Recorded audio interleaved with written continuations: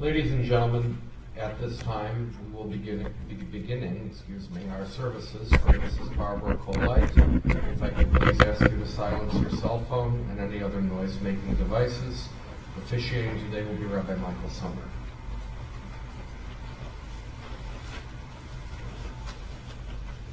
The act of kriya, or the act of tearing, is as old as biblical times. Back then, when a loved one died, they would tear their clothing and pour ash upon their head. The act comes forward as a black ribbon a mourner wears in a lapel, torn to show the tear in their lives, so that friends and family can see it and approach with more love and sympathy. Baruch atah Adonai Eloheinu melech haolam, dayan hamet. Blessed be the Lord our God, judge of truth.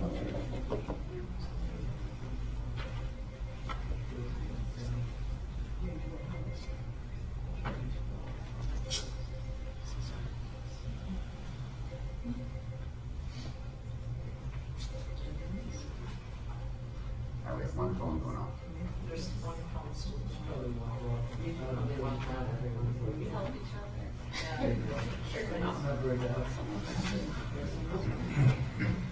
Barbara's amused. Yes, I El Hehari, Me'ayin Yahavo Ezri, Esayenai, El Hehari, Me'ayin Yahavo Ezri, Ezri Me'im Adonai, Ose Shamayim Va'aretz, Ezri Me'im Adonai, Ose Shamayim Va'aretz. The psalmist in those words wrote long ago, I lift my eyes to the mountains. What is the source of my help? My help comes from Adonai, maker of heaven and earth. God will not let your foot give way. Your protector will not slumber. See, the protector of Israel neither slumbers nor sleeps. God is your guardian. God is your protection at your right hand. The sun will not strike you by day, nor the moon by night. God will guard you from all harm. God will guard your soul, your going and coming now and forever. Our writings teach us that a woman of strength, beauty, and kindness, who can find? She is more precious than fine gems. Her family loves and depends on her, and so they lack nothing. She does good by them, never harm all the days of her life. She perceives that her labor is rewarding. Her candle burns on into the night. She reaches out to those in need and extends her hands to everyone.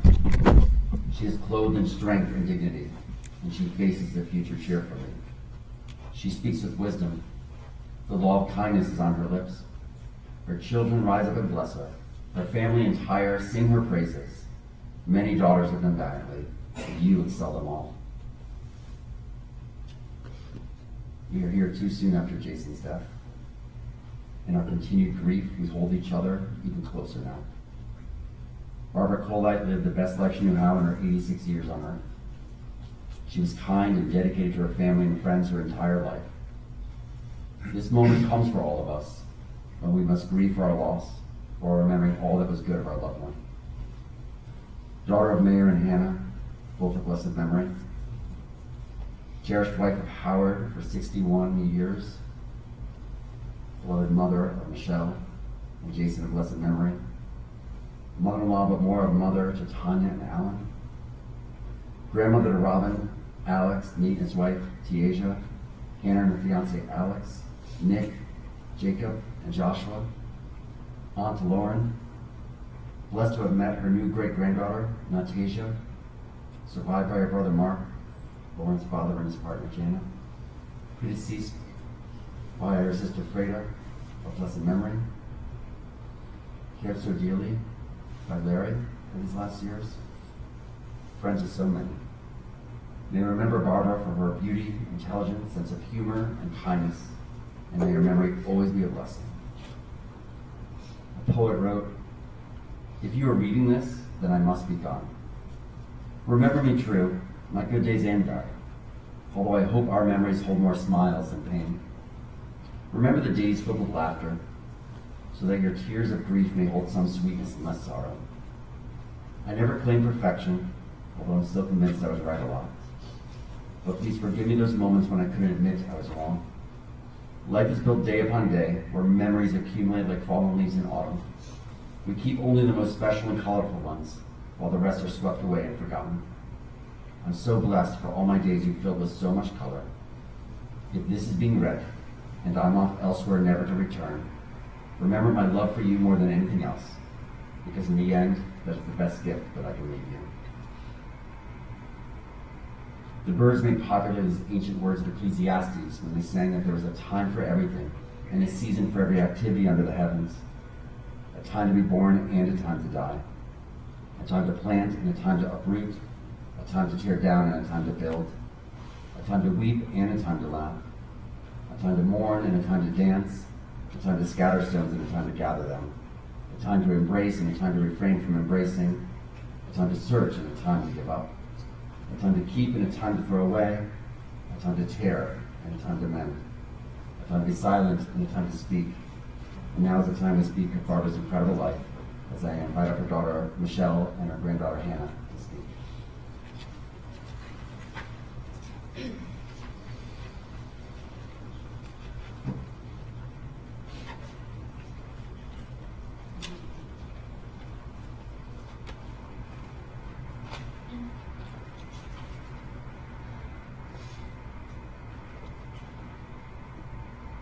There are so many things I could say about my grandma because she was truly one of a kind. She was elegance and strength all wrapped in one. Beautiful, graceful, feminine, but also tough, sharp, and resilient. She was gentle yet fierce. She was kind to everyone, but never a pushover. Our family was fortunate to have such a stunning example of a strong Jewish woman. Life was not easy for her. Grandma Barbara endured so much loss, pain, and countless health challenges, yet she never let it harden her or change the way she treated others. She wasn't just a survivor, she was a warrior.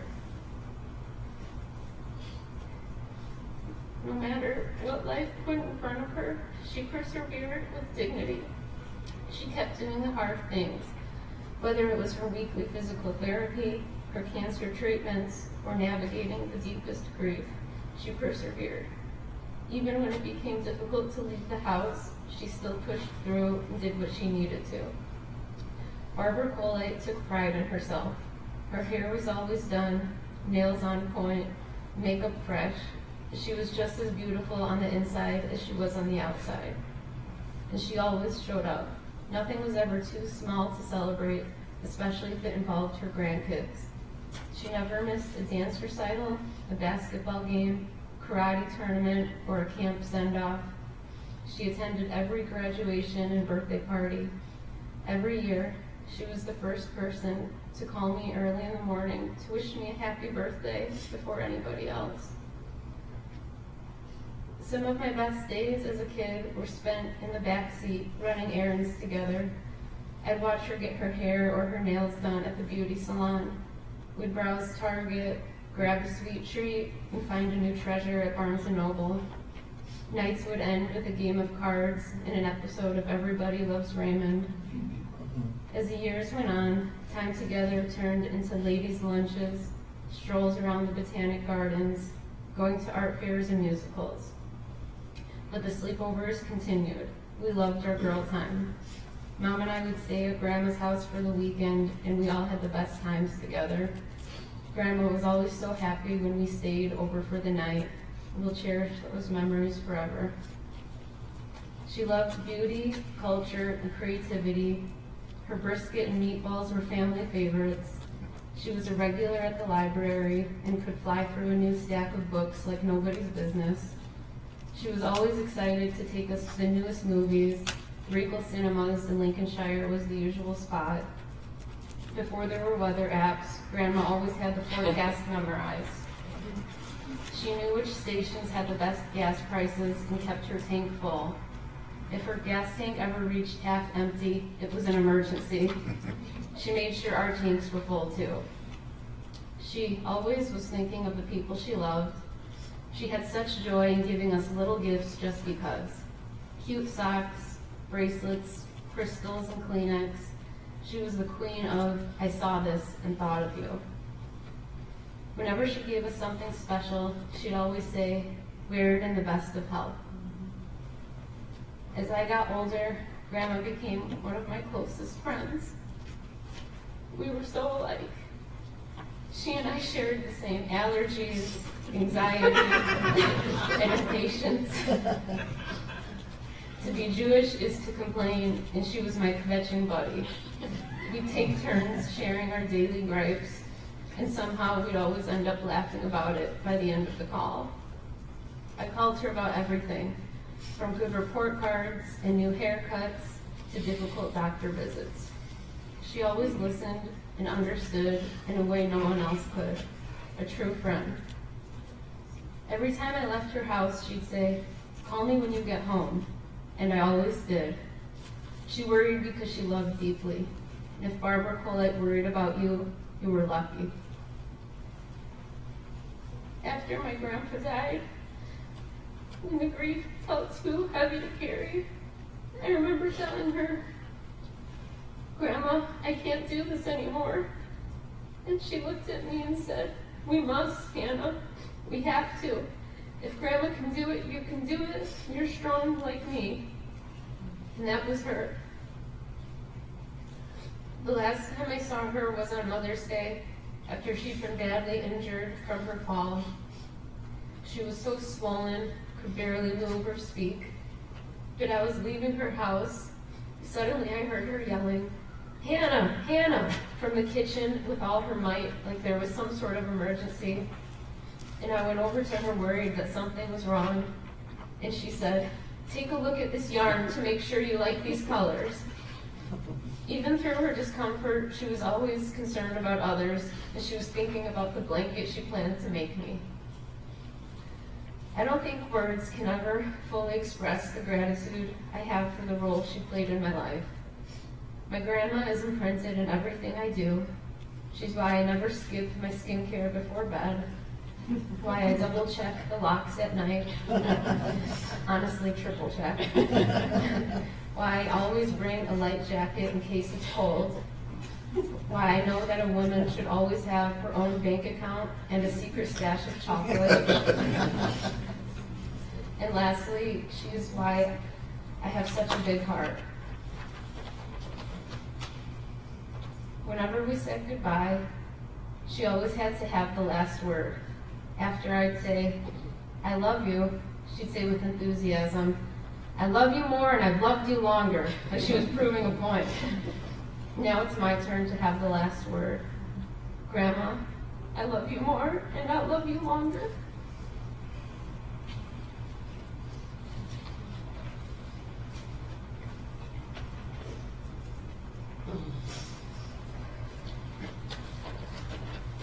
Dear family and friends, Thank you for being here today to honor Barbara Tripler Coleite, our matriarch with love and grace. My mom was a firm believer in thank you notes. Thank you notes for kindness, gifts, support, and whatever came up. But she didn't like writing them at all, not one bit. And that's where I came in.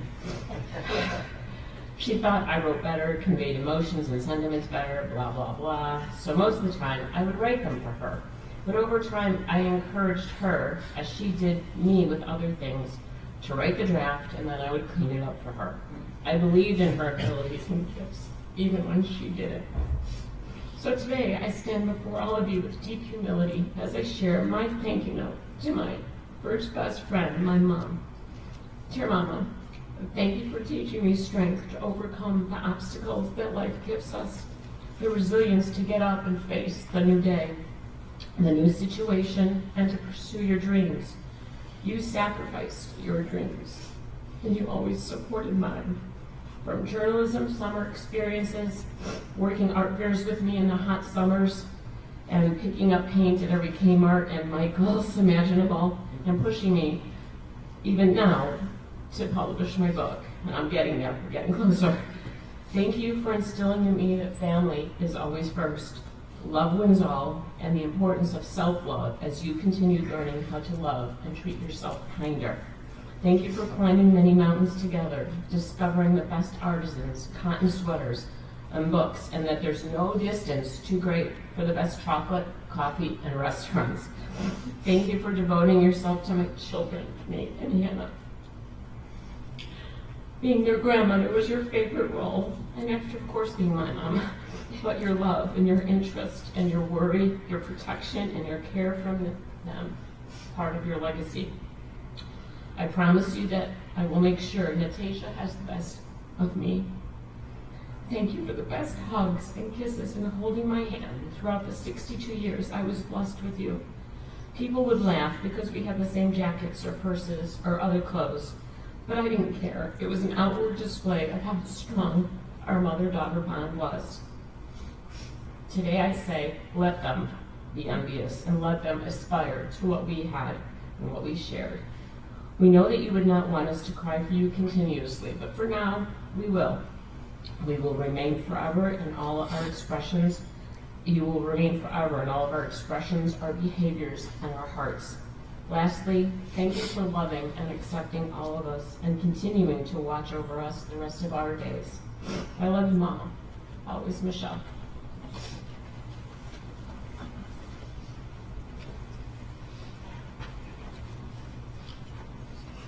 I call up Lauren, Barbara's niece.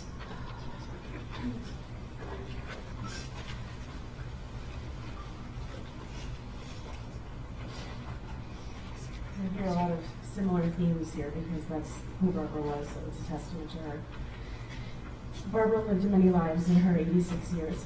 She was a daughter, a sister, a wife, a mother, an aunt, a grandmother, a great-grandmother, a niece, a cousin, a friend, a business owner, an art connoisseur, an avid reader, and a collector of beautiful things. She was deeply loved in many different ways by many different people. To me, she was my Aunt Barbara, and when I think of her, I think of elegance. Not only in the way she looked, though she was always impeccably put together, but in the way she moved through the world. She believed in showing up well, hair done, nails done, lipstick on. If we were meeting somewhere, she was already there waiting because to her, on time was late.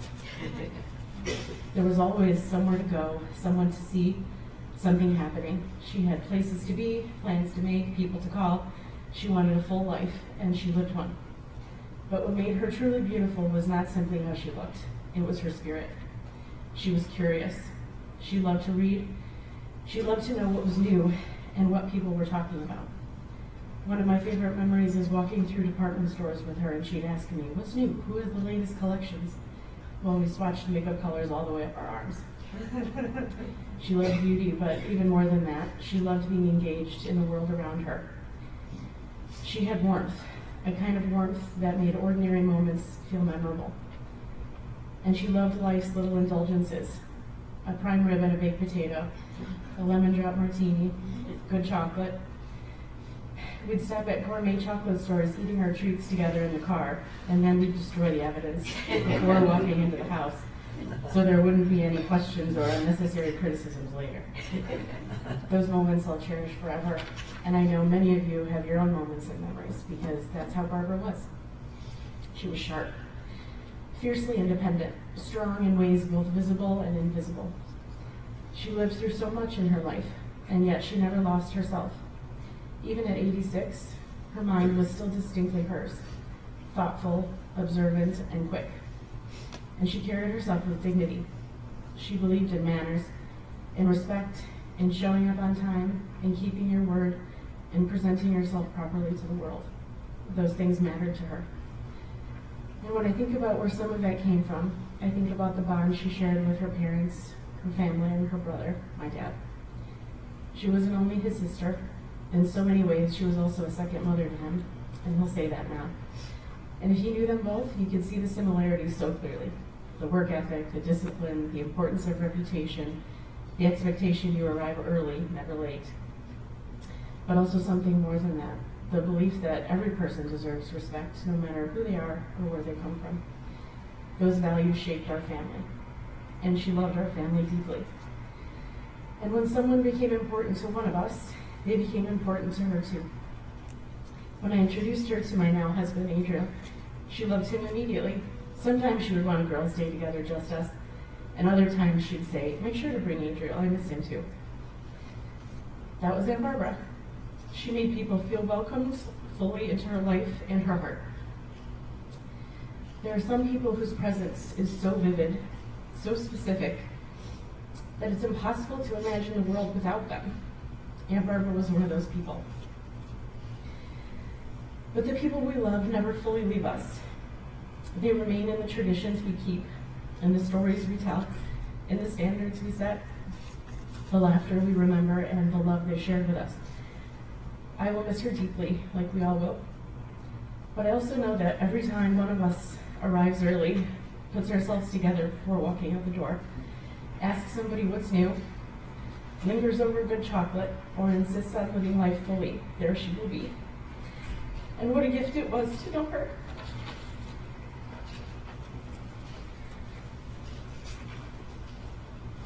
Call up Larry to speak about Barbara. There's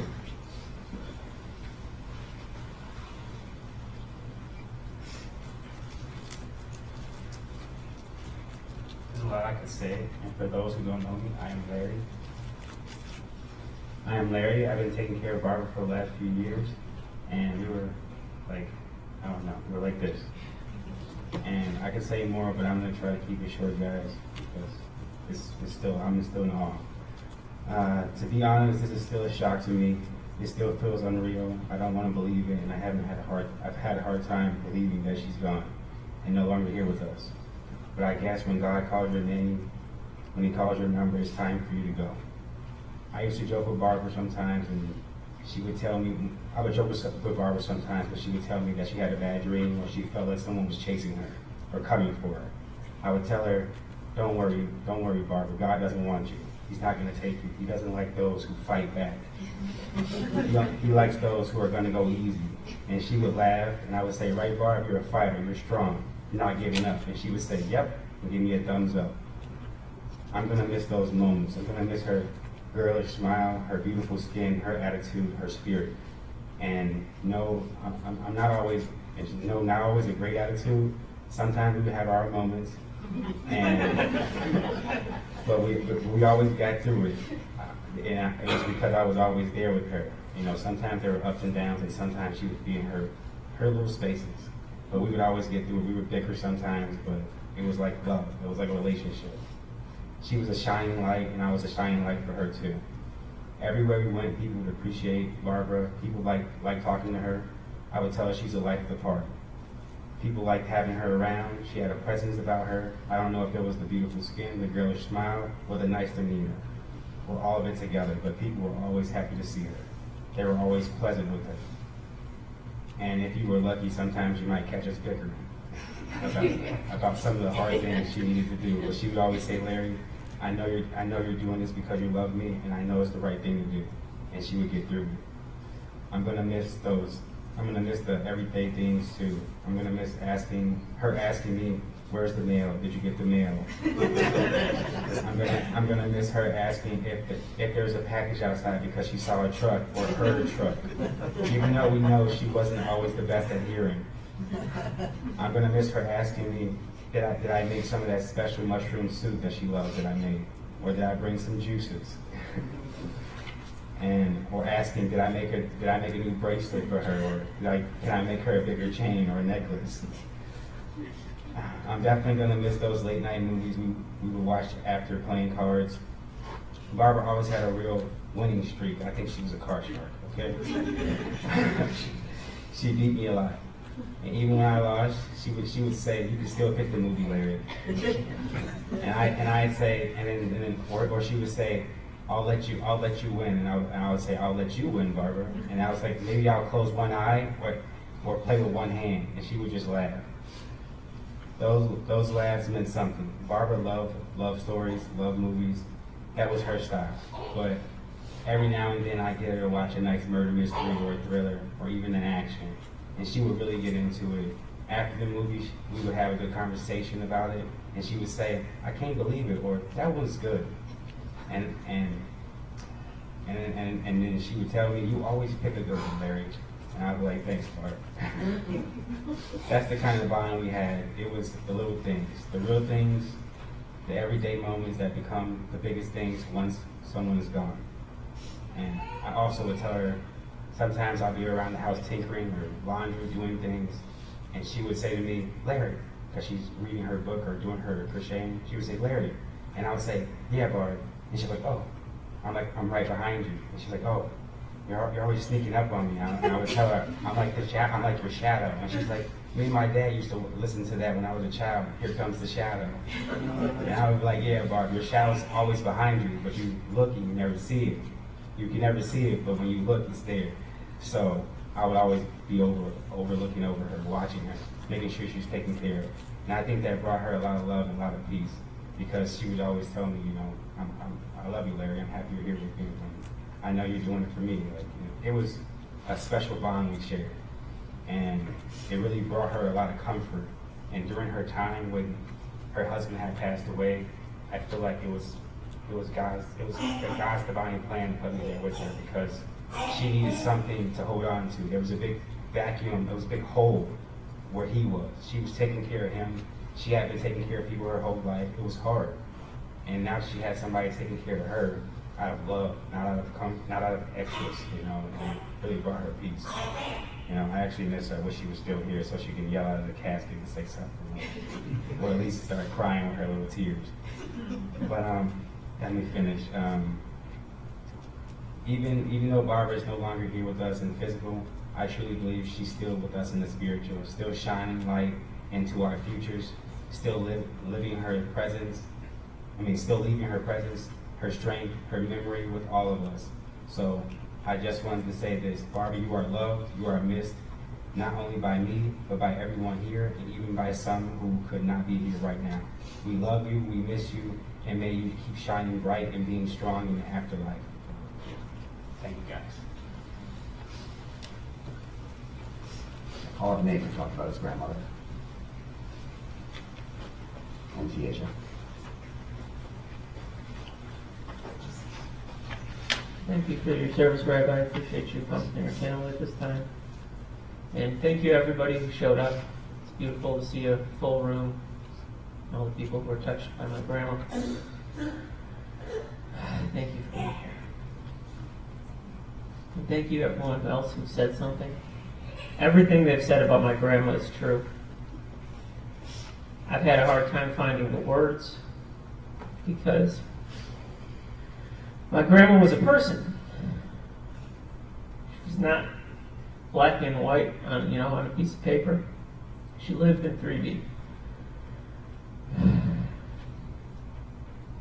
And a lot of the memories that I have about her are embarrassing or private or uncomfortable, and it's because she was who she was with me, and I got to know her. And we got to live together and experience life. And she was an example. and I'm grateful for that. I personally believe life is preparation for death. The spiritual practice is being ready to meet God when it's time. And so getting to know my grandma as she got prepared for death was such a gift. Sunday was very difficult for me. I was not ready to start mourning my grandmother. I knew it was time. I'm not an idiot. I can pay attention. I saw the signs. That's what happens when we all die. Spoiler. That's coming for all of us. But I wasn't ready to feel that.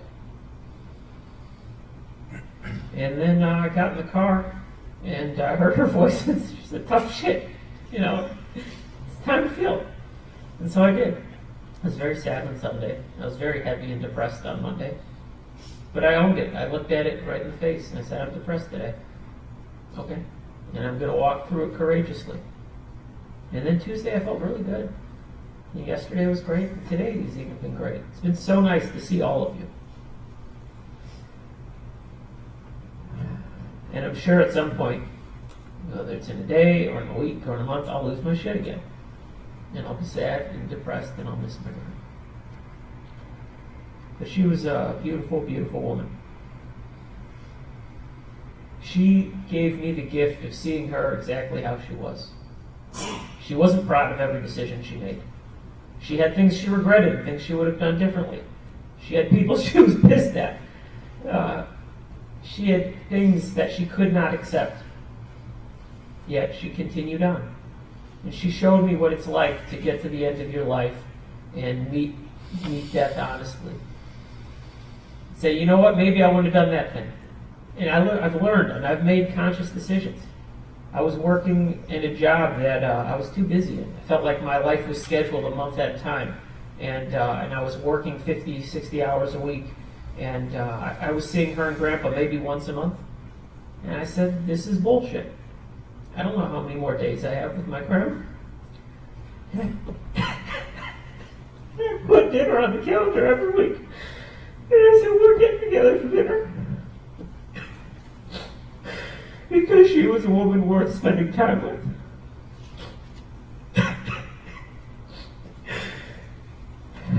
And I'm sad that I won't get to spend any more time with her. But I don't regret for a minute all the time I did spend with her. I'm grateful that she held on long enough to meet my daughter. She said, I could die once she gets here. I could die once she gets here. But not yet. She got to meet her twice. I remember when I was 8 years old, we were walking to the movies. It's 95 degrees. We just got up the step. She turns to me and she goes, boy, it's fucking hot outside. And I laughed at that for years. Because it was 95 degrees. She was sweating bullets.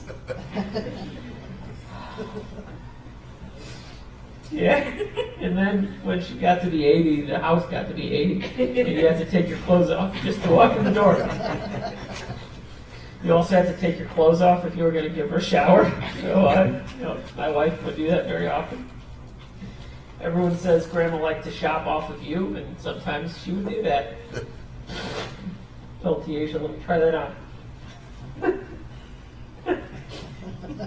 The rest of you know the story. But she loved my wife immediately.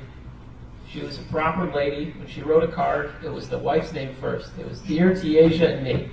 So I'm second fiddle now. You're her favorite. She would always say, how's my lady? How is she? Especially if Tiesha couldn't make dinner. Especially when Tiesha was pregnant. And then once Natasha got here, she would say, at the end of the call, I love all three of you. There's three of you now. I love all three of you. Probably the last 2 years of her life, she talked a lot of her thoughts. She had no filter. She was sometimes she had to remind herself, I'm going to take it easy. I'm going to take it easy. Walk slow. She'd say stuff, and it could be easy to get frustrated. But I never got mad at her. I just saw her doing the best she could, and I was grateful to see what was going on inside. She said a lot of things that I won't repeat. But she showed me who she was, and I was grateful for that.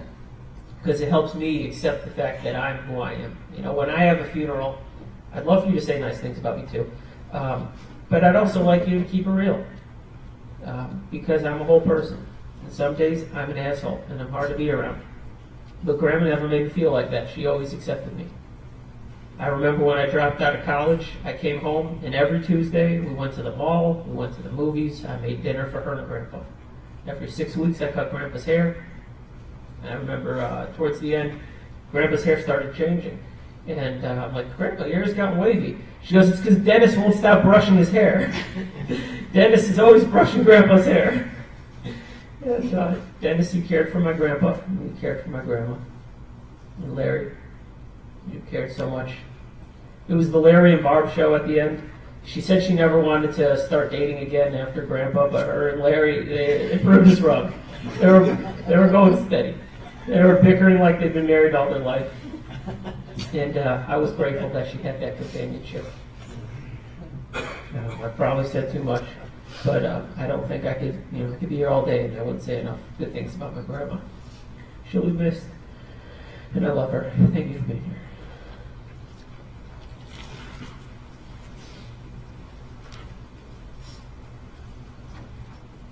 And thank you for the memories you shared that allow me to speak today.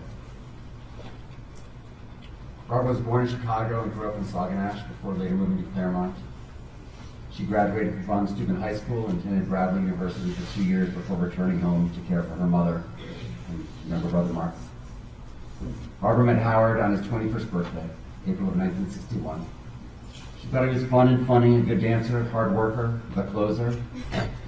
Hannah, you told the family legend of how your grandparents ran off and got married, eloping on Yom Kippur. You know God has to love you if you elope on Yom Kippur and you still make it all those years of marriage. They had dinner with cousin Stanley Steinberg at their home and then ran off. They were so in love. When they came home, everyone was so angry at them. Hannah, you commented how you always appreciate and love your grandmother too. Barbara always allowed you to express all your opinions, even if she didn't agree with you. She would state her opinion, but had no problem with disagreeing. It didn't prevent her from loving you all with everything she had. Alan, you said you felt more like a son than a son-in-law, and you loved being in Barbara's presence and felt loved and accepted all the time. And Tanya also commented how she felt more like a daughter than a daughter-in-law. Barbara welcomed her in from day one, and the two of them always went shopping together and buying perfume and, of course, body care and clothing. And Barbara also taught Tanya how to keep a credit card in her own name and not tell Jason, and to leave her shopping in the packages in the trunk of the car, bring them in after Jason had gone to bed. Tanya commented how she always felt supported, and Barbara would always take her side over Jason's, treated her like her own daughter. And Tanya was holding on to the fact that she had just talked to her last week and the week before, and Barbara was just always there for her. We're pretty sure Barnes & Noble stock went down hearing about Barbara's death, and the library won't know what to do without Barbara checking out her mountains of spicy books.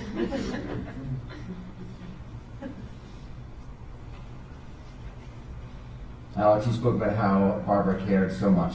Even after she fell and was in pain, she was more concerned about everyone else. Family was everything to her. She wasn't worried about herself even when she was healing. She had a huge heart that she wore on her sleeve. She wanted everyone to be all right. She was the ultimate caregiver. Josh spoke about how much he'll miss his grandmother. The two of them did their best to keep in contact with each other. Josh would call and check on her and see how she was doing. She always asked questions to ask what was going on, but she loved every call. And they had something new to talk about every time. He loved when they were younger, going to all the movies she used to take him to. They would see the new movie every week when they would come out when he was growing up. And Lauren, you described your aunt as elegant. You marveled at how she carried herself and treated people. Barbara lived through a lot in her 86 years. You all comment how she was made of steel, but not hard-hearted. Now, you remember when your grandmother found out that Tiaja was pregnant. She was so excited to speak with Tasia. And she was blessed, as you said, with meeting her twice. We're pretty sure with all of her thank you notes and birthday cards and everything that she kept hallmarking business with the number of cards she would send everyone. course, going to Hallmark or the pharmacy, Barbara did not like waiting in line and hated bad customer service. Never afraid to speak her mind.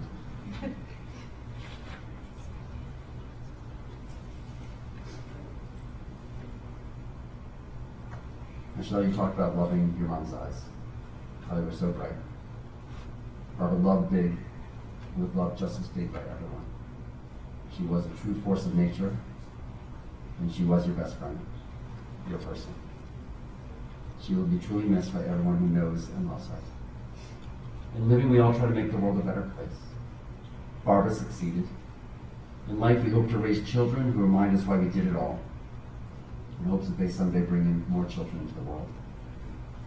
You are all Barbara's legacy, the people she loved most in the world. May you always remember the best of Barbara in her strength and health, and may her memory always be a blessing. She was such a blessing in all of your lives. The poet Mary Malloy wrote, "When I die, give what's left of me away to children, and perhaps to old men that wait to die. And if you need to cry, cry for the person walking the street beside you. And when you need me, put your arms around anyone and give them what you need to give me. I want to leave you something, something better than words or sounds. Look for me in the people I've known or loved, and if you cannot give me away, at least let me live on in your eyes and not on your mind. You can love me most by letting hands touch hands, by letting bodies touch bodies, and by letting go of children that need to be free. Love doesn't die, people do. So when all that's left of me is love, give me away." We continue with the 23rd Psalm. "The Lord is my shepherd, I shall not want. You make me lie down in green pastures. You lead me beside still waters. You restore my soul. You guide me in straight paths for your name's sake. Yea, though I walk through the valley of the shadow of death, I will fear no evil, for you are with me. Your rod and your staff, they comfort me. You prepare a table before me in the presence of my enemies. You anointed my head with oil, my cup overflows. Surely goodness and mercy will follow me all the days of my life, and I shall dwell in the house of God forever." We rise in body and spirit for El Malei Rachamim, our memorial prayer.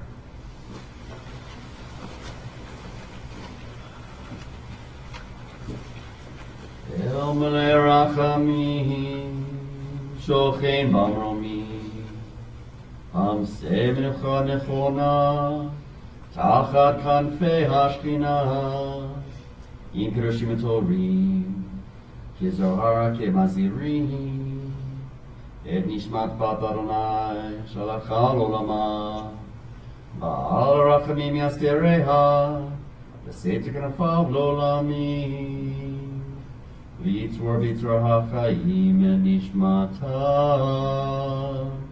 Adonai Hu Nachlata, V'tanuot B'shalom, Al Mishkafa V'nomar Amen. Compassionate God, eternal Spirit of the universe, grant perfect rest in her sheltering presence to Barbara Coleite, who has entered eternity. O God of mercy, let her find refuge in your eternal presence in the shadow of your wings, and let her soul be bound up in the bond of everlasting life. God is her inheritance. May she rest in peace, and let us say, Amen. You may be seated.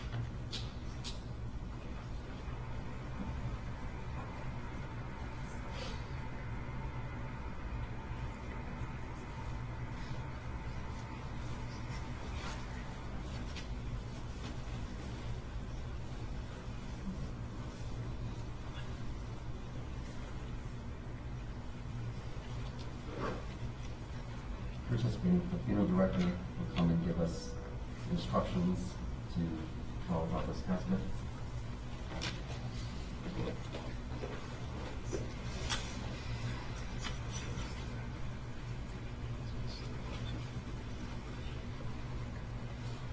Ladies and gentlemen, Shiva will be observed today.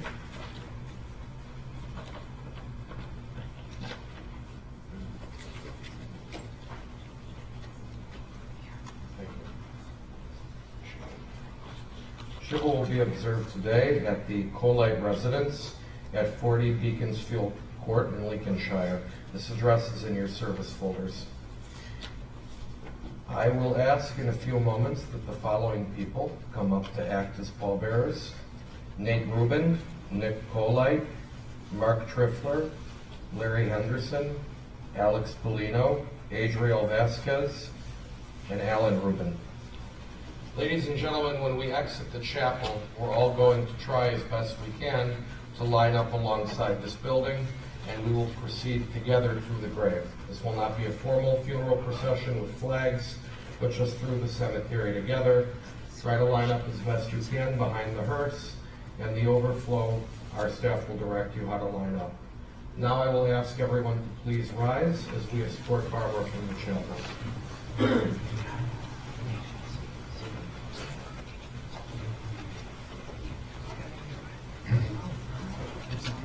Well, the pallbearers. The gentleman and I will follow behind us.